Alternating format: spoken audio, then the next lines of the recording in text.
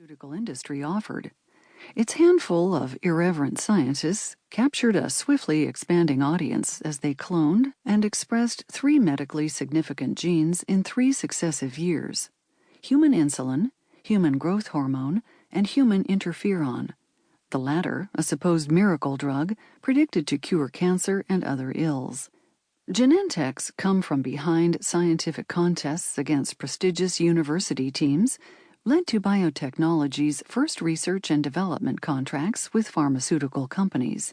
By 1980, the firm was setting scientific and business standards that a handful of fledgling biotech companies and academic entrepreneurs would attempt to emulate and adapt to their specific needs.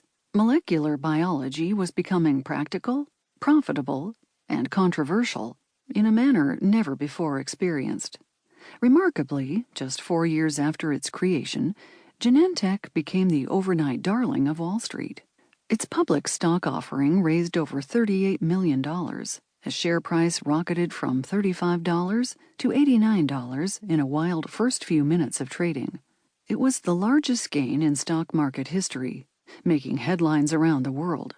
To the investment and business communities and a riveted public, agog at what they were witnessing, the company confirmed that genetic engineering could build a business, attract major money, and promise life-saving pharmaceuticals as well.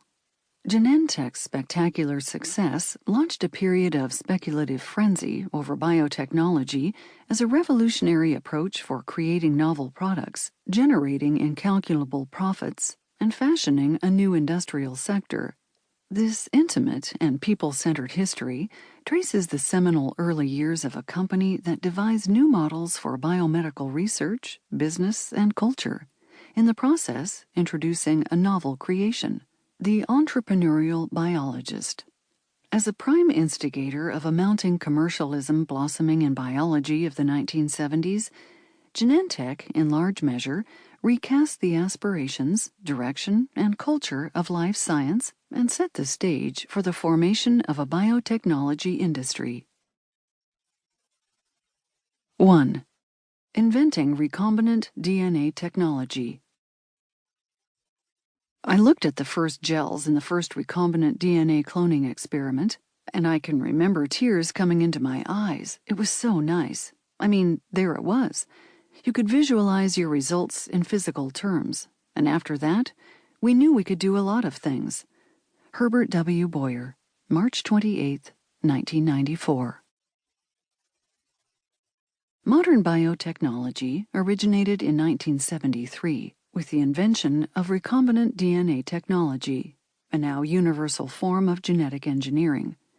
It entails recombining, joining, pieces of DNA in a test tube, cloning, creating identical copies of DNA in a bacterium or other organism, and expressing the DNA code as a protein or RNA molecule.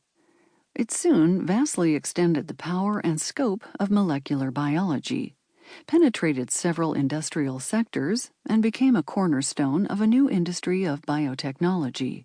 Yet, technological power and potential cannot alone explain its first commercial application at the biotechnology company Genentech in the mid-1970s. Stanley Cohen and Herbert Boyer, the two inventors, had designed the technique for basic science research. But they immediately foresaw its practical applications in making plentiful quantities of insulin, growth hormone, and other useful substances in bacteria. Despite their common starting point, Cohen and Boyer chose different avenues for industrializing recombinant DNA technology. Why they did so was a matter of personality and professional commitments. It was also a matter of the national environment in the U.S. of the 1970s, a pivotal decade of raging debate in science politics, major dilemmas and decisions in constitutional and patent law, and cultural, attitudinal, and personal challenges as commercial interests first entered molecular biology full force. Two scientists on converging paths. Herbert Wayne Boyer was born in 1936 into a blue-collar family and grew up in the little town of Derry, 30 miles from Pittsburgh in the coal mining country of western Pennsylvania. His father had left school in 8th grade and eventually